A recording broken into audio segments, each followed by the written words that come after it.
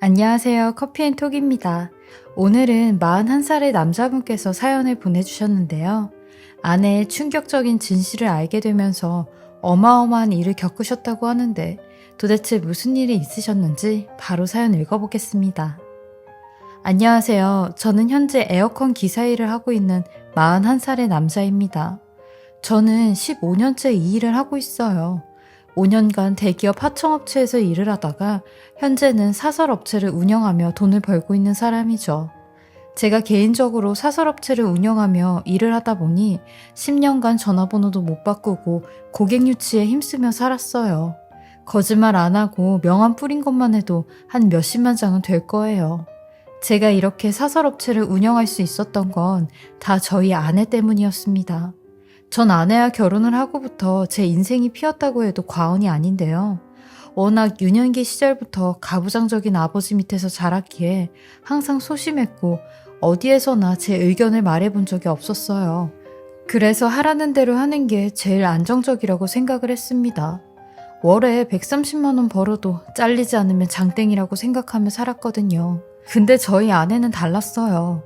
워낙 성격이 긍정적이고 모든 도전적인 성격이라 저한테 먼저 여보, 그러지 말고 당신이 직접 사설업체를 운영하는 건 어때요? 맨날 12시간씩 작업하면서 밥도 제대로 못 먹고 그렇게 쫓기듯 일하다 보면 사고 날 확률도 더 높아지잖아요.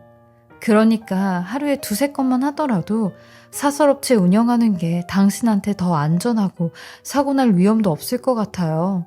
그리고 무엇보다 회사에다가 몇 프로씩 떼어주면서 월급 받는 것보다 훨씬 더 이득일 것 같은데 당신은 어떻게 생각해요? 라고 했죠. 저는 단 한 번도 생각해보지 못한 일인데 아내의 조언에 마음이 움직였어요. 이렇듯 항상 아내는 제게 자신감을 불어넣어준 사람이었고 저한텐 복덩어리나 마찬가지였어요. 저는 그런 아내에게 아마 처음에는 고객도 없으니 수입도 없고 불안정할 거야. 그리고 내 성격이 당신처럼 활발하고 사교성 있는 성격이 아니라 영업하는데도 힘들 거고 라고 하니 영업은 내가 전문 아니냐며 내가 할 테니 걱정하지 말라고 하는 겁니다. 아내가 이렇게까지 호언장담하는 이유가 저희 아내 보험 설계사로 일을 하고 있거든요. 올해로 10년째 일을 하고 있고 현재는 대리점 팀장까지 맡고 있어요. 그렇게 전 아내의 덕 때문에 금방 자리를 잡게 되었고 매년 여름마다 저를 찾는 분들이 늘었어요. 그리고 꾸준히 하다 보니 돈도 잘 벌고 조수까지 둘 수 있었어요. 매번 혼자 하다 2인 1조로 작업을 하니 훨씬 수월하게 일을 할 수 있었죠. 저는 이렇게 열심히 사는 게 절 믿어준 아내에게 보답하는 일이라고 생각을 했습니다. 매일같이 오래된 트럭을 몰며 전국 8도를 다녔어요. 매번 위험한 상황들 속에서 하는 작업들이지만 일을 할 수 있는 삶에 감사하며 살았어요. 저희는 사계절 중 단연 여름이 제일 바쁜 시기인데 그만큼 여름엔 비도 많이 오니 장마철엔 더 위험해요. 15년차 베테랑인 저도 장마철에는 신경이 곤두서 있죠. 정말 죽을 맛이에요. 27층 높이의 아파트에서도 안전장비 하나 없이 실외기를 체결하는데 한 번은 그런 적이 있었어요. 제가 어느 집을 방문했는데 그 집 사모님께서 땀에 쩔은 저랑 조수를 보더니 바닥이 더러워질 것 같다고 비닐봉지를 발에 쓰고 들어오라고 하는 겁니다. 집주인이 그러라는데 어쩔 수 있나요? 저는 발에 비닐봉지를 쓴 채 조수의 손을 잡고 제 신체 균형의 감각으로 5층 높이의 아파트에서 실외기를 체결했어요. 이렇듯 저한테 매년 여름은 잔인하죠. 하지만 이렇게 사는 게 가장으로서 맞다고 생각을 했어요. 열심히 사니 먹고 살 정도는 되더라고요. 그리고 돈도 꽤 모았어요. 사실 돈을 금방 모을 수 있었던 이유 중 하나가 저희 부부는 아이가 없어요. 아내가 임신을 못하는 몸이죠. 가족이라곤 둘뿐인 세상에서 서로 의지하며 살 수밖에 없었어요. 아내나 저나 아이를 참 좋아했는데 본인이 낳질 못하니 그 모습이 참 안쓰럽더라고요. 그래서 한 번은 제가 먼저 입양 얘기를 꺼냈어요. 그러니 아내는 반색을 하며 조금만 더 기다려줄 수 있냐고 하더라고요. 자기가 엄마가 될 마음의 준비가 되면 그때 다시 말하겠다고 했죠. 저는 그런 아내에게 그래, 서두르지 말고 당신이 준비가 되면 그때 다시 얘기하자. 나는 항상 당신 편인 거 알지? 라고 했어요. 그러니 아내도 고맙다며 먼저 입양 얘기 꺼내줘서 놀랐다고 했죠. 그렇게 전 아내와 13년 동안 결혼 생활을 했어요. 그리고 이런 행복한 시간들이 영원할 줄만 알았죠. 근데 어느 순간부터 아내가 아내답지 않는 행동을 하는 겁니다. 누가 봐도 의심살 만한 일들을 하기 시작하는데 한 번은 아내의 업무 핸드폰에 문자가 왔길래 제가 대신 본 적이 있어요. 근데 자기야 혹시 자? 라는 문자였죠. 저는 도대체 누군데 이 시간에 자기라는 호칭까지 쓰면서 연락을 했나 봤어요. 그러니 모르는 번호로 연락이 왔더라고요. 제가 아내 핸드폰을 뚫어져라 보고 있으니 화장실에서 나온 아내가 본인 핸드폰을 뺏어들며 당신은 왜 남의 핸드폰을 그렇게 보고 있어? 그것도 내 업무폰을? 이라고 하길래 이 사람 누구냐고 했어요. 누군데 이 시간에 이런 연락이 오냐고 하니 되려 저한테 화를 내며 나도 누군지 몰라. 잘못 보냈나 보지. 나한테 저장도 안 되어 있잖아. 라고 화를 내는 겁니다. 별것도 아닌 거에 저렇게까지 화를 내는 아내가 이상해. 저도 그럼 누군지 전화 걸면 알겠네. 전화 한번 걸어봐. 라고 하니 당신 왜 이래? 의처증이야? 요즘 일 없으니까 한가해? 라며 성질을 내고 방으로 들어가는 겁니다. 요즘 따라 아내 행동이 이상했는데 저런 문자까지 날라오는 거 보니 더 의심스러웠어요. 그 이후부터 부부 사이가 조금씩 멀어졌어요. 이럴 때마다 느끼는 거지만 다른 부부들은 부부싸움하고도 애들 때문이라도 금방 풀어진다고 하는데 저희는 애들이 없으니 둘 사이를 이어주는 존재가 없는 듯한 기분이었죠. 저는 저런 아내가 괘씸해 애도 못 낳으면서 밖에선 여자 노릇하고 다니냐? 하며 맘에도 없는 소리를 내뱉었고 그날 대판 싸우고 아내가 집을 나갔어요. 13년 동안 살면서 한 번도 저런 적이 없었는데 이상하게 변해갔죠. 그리고 얼마 지나 아내와 서먹해진 관계를 좀 풀려고 고기까지 사들고 일찌감치 퇴근을 했어요. 그때가 겨울 때여서 어차피 일도 없었거든요.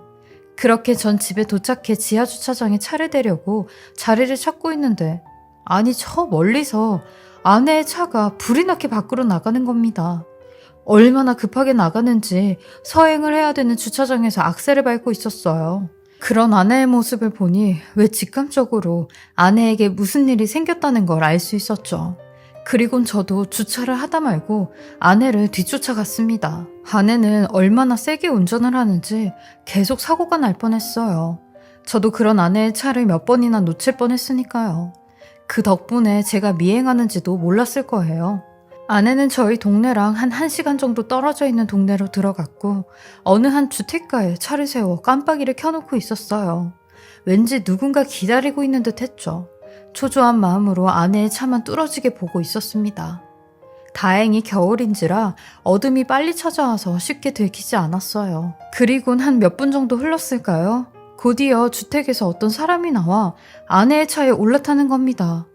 뒷모습을 보니 영락없는 남자였어요. 덩치도 있었고 두툼한 패딩에 추리닝 바지를 입고 있었는데 무엇보다 머리털이 하나도 없었죠. 캡모자를 눌렀었는데도 대머리인 걸 알 수가 있었어요.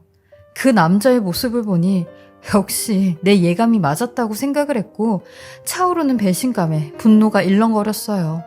그렇게 그 남자가 차에 타고 두 사람은 또 어디론가 자리를 옮기는 겁니다.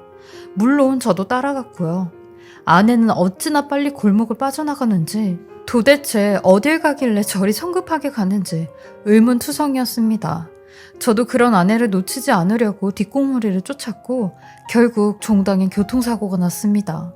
아내가 무리하게 오른쪽 차선으로 끼어들다가 옆에 오는 차를 보지 못했고 옆차와 충돌을 하게 된 거죠. 게다가 저도 앞차가 급브레이크하는 걸 보지 못하고 앞차를 박아버린 겁니다. 사중 추돌 사고로 꽤 큰 사고가 났어요. 저 또한 머리를 핸들에 부딪히면서 이마에 피가 났고 순간 눈앞이 핑 돌더라고요. 근데 그 와중에도 저희 아내는 차에 내려 보조석으로 달려가더라고요. 그 상황에서도 그 남자에게 달려가는 아내의 모습을 보니 할 말이 없었어요. 그리곤 그 남자를 꺼내 부추기는데 몇 번이나 얼굴을 쓰다듬는 겁니다. 그리고 그 남자 또한 아내의 품에 기대 푹 쓰러져 있는데 저는 사고 신고고 뭐고 차에서 내려 휘청거리며 아내에게 다가갔어요. 그리곤 아내의 이름을 불렀죠. 김민경, 너 너 도대체 그 남자랑 뭐 하는 거냐? 라고 하니 제 모습을 본 아내가 소스라치게 놀라는 겁니다. 그도 그럴 것이 제가 그 도래에 있을 거라곤 상상도 하지 못했겠죠. 아내는 절 보며 당신이 왜 여기 있냐고 말까지 더듬는데 전 그런 아내에게 곧장 다가갔고 이 남자 누군데 당신한테 기대고 있냐고 라고 하며 아내의 품에 있는 그 남자를 떼어냈습니다.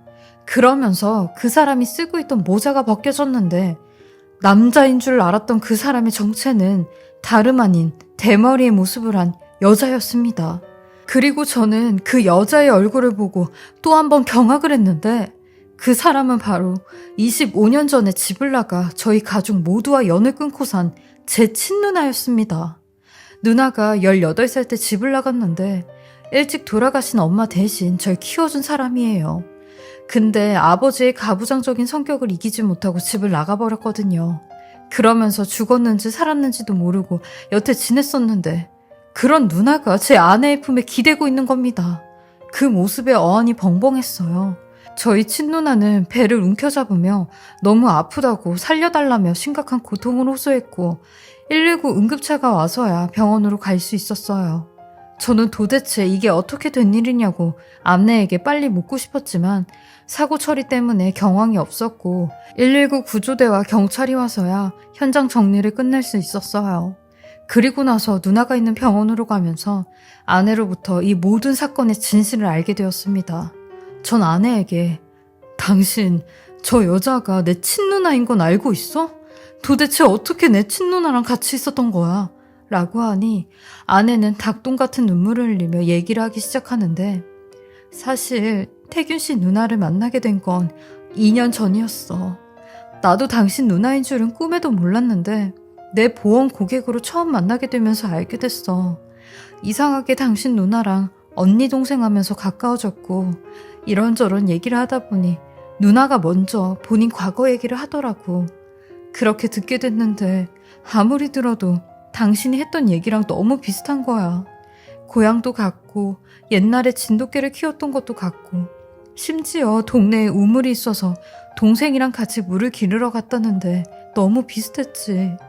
그래서 내가 누나한테 혹시 우리 남편이랑 비슷한 동네에서 살았냐고 우리 남편도 그런 말을 많이 했었다고 하니까 먼저 남편 사진이 있냐고 물어보더라고.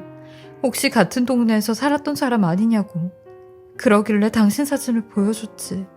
근데 갑자기 누나가 그 사진을 보더니 서럽게 오열을 하는 거야. 심지어 당신 이름까지 태균아, 태균아 하면서 부르시는데 나도 깜짝 놀랐어. 정말 당신 누나일 줄은 꿈에도 몰랐거든. 당신 사진을 보면서 어릴 때 얼굴이 그대로 남아있다고 많이 보고 싶었다고 하시더라고. 라고 했죠. 전 아내의 말을 듣고 근데 왜 나한텐 얘기 안 했어? 2년 전부터 이 사실을 알았으면 나한테 얘기를 했었어야지. 라고 했어요. 그러니 누나가 얘기하지 말랬어. 차마 당신 얼굴을 볼 용기가 없다고 하시더라. 당신 누나 그렇게 집 나가고 굉장히 힘들게 사셨어. 가족들에게 돌아가고 싶어도 돌아갈 수 없는 그런 곳에 계셨더라고. 그리고 나서 어렵게 그곳을 나왔는데 차마 가족들을 찾으러 갈 수가 없으셨대. 특히 당신을 볼 면목이 없으셨대. 본인은 동생한테 엄마 같은 존재였고 엄마 같은 사람이었는데 그런 사람이 이렇게 망가졌다는 걸 보여주는 게 무서우셨대. 그래서 당신한텐 얘기하지 못했던 거야. 나는 자주 형님하고 만나면서 밥도 먹고 당신 안부도 전해주고 했었어. 이것도 당신한테 들키면 안 돼서 형님 번호 저장도 안 하고 호칭도 다르게 불렀던 거야. 라고 하는데 아내의 말에 어안이 벙벙했습니다. 그리고 누나가 집을 나가서 힘들게 살았다는 얘기에 절망스럽기만 했죠. 아내를 의심했던 것도 뼈저리게 미안했고요. 저는 그런 아내에게 아니 근데 누나 모습이 왜 그래? 왜 머리털이 하나도 없는 거야? 그리고 둘이 어딜 그렇게 급하게 간 거고? 라고 물어보니 아내로부터 들은 대답은 또 한 번의 충격적인 이야기였습니다. 저희 누나가 임신을 했대요. 근데 임신이 된 것도 모르고 있다가 4개월이 지나 산부인과에 갔고 임신 소식보다 더 큰 소식을 접하게 되었다네요. 누나가 자궁경부암 말기로 암세포가 온몸에 퍼져 손을 쓸 수 없는 지경이었다는 겁니다. 아이 아빠는 누나를 버리고 도망을 간 상태였고 저희 가족과는 연을 끊고 살았으니 보호자는 저희 아내밖에 없었던 거죠. 아내도 그 소식을 듣고는 몇 달 전부터 저희 누나를 보살폈다고 하더라고요. 병원에서는 제왕절개로 급하게 아이를 출산하고 항암 치료를 받아야 된다고 했다는데 누나가 거부를 했대요. 아이를 조금만 더 뱃속에서 키운 후에 낳고 싶다고 했대요. 어차피 암세포가 다 퍼질 대로 퍼졌고 그거 모르고도 임신을 하고 있지 않았냐면서요. 그리고 아이를 출산할 때가 다가오면서 항암 치료를 받아야 하니 머리도 미리 밀어놨다고 하더라고요. 근데 오늘 몸에 이상 신호를 느꼈던 저희 누나가 아내에게 연락을 해 너무 무섭다며 병원에 같이 가달라고 했다는 겁니다.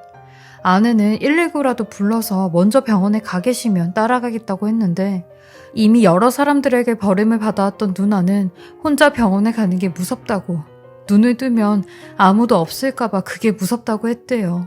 그래서 저희 아내에게 같이 가주면 안 되겠냐고 했다네요.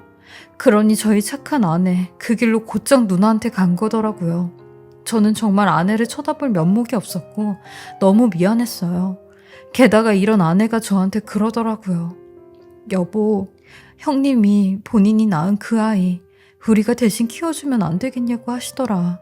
본인은 어차피 얼마 살지도 못하고 갈 텐데 그 아이가 남의 손에서 자라야 한다는 걸 생각하면 눈을 제대로 못 감을 것 같다고 하시더라고.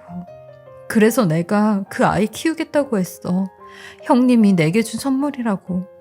그리고 형님이 세상에서 살았다는 걸 이 아이를 보면서 잊지 않겠다고 했어. 라고 하는데 전 그런 아내의 손을 붙잡고 한참을 말없이 흐느꼈어요. 이런 아내에게 어떤 말로도 고마움을 표할 수 없겠더라고요. 그리고 나서 누나 병원에 도착을 했는데 차마 누나의 얼굴을 볼 용기가 안 났어요. 그래서 저 대신 아내가 응급실로 들어갔고 몇 분 뒤에 아내가 응급실에서 나와 누나의 상황을 알려주더라고요. 누나는 곧장 수술을 해야 했고 지금은 이것저것 검사를 받고 있다고 했어요. 그리고 아내는 제게 응급실 보호자 카드를 주며 여보, 형님이 당신 얼굴 너무 보고 싶대 라고 하는 겁니다. 전 어린 아이처럼 그 카드를 손에 쥐고 누나를 만나러 갔습니다. 저 멀리서부터 절 기다리고 있던 누나를 보곤 하염없이 눈물을 흘렸어요. 제겐 어머니와도 갔던 저희 누나 너무 보고 싶었지만 아버지 때문에 한 번도 해보지 못했던 그 말을 누나에게 해주었습니다. 그동안 너무 보고 싶었다고, 누나를 찾지 않아서 너무 미안하다고요. 그러니 누나는 말하지 않아도 네 마음 다 안다고 했어요. 그리고 이렇게 보잘것없는 모습으로 나타나서 내가 더 미안하다고 했죠.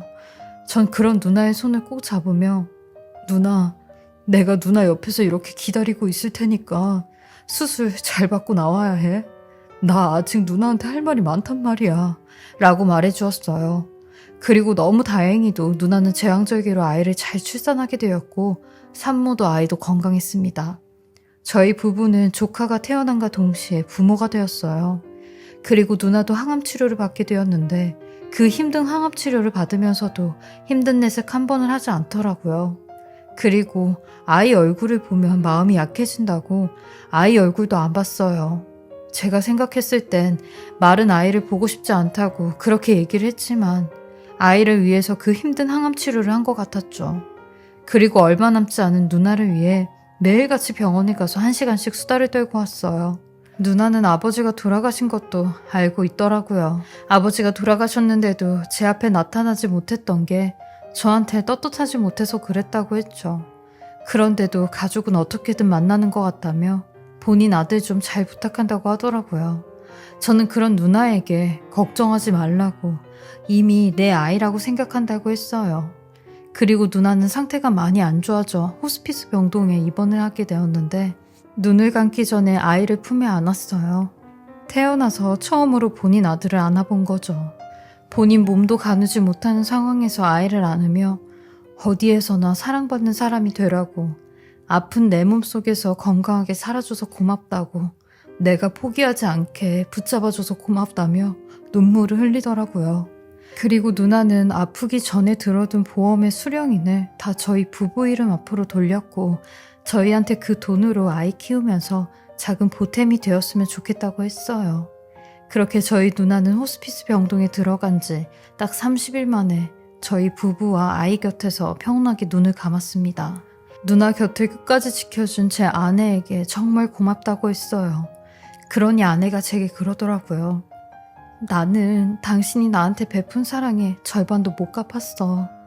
당신이 위험한 일 하면서 나 먹여 살리고 지나가는 애기들만 봐도 좋아했는데 내가 임신이 안 된다는 거 아는 순간부터 내 앞에서 티도 안 내고 나 배려해 준 거 나 다 알아.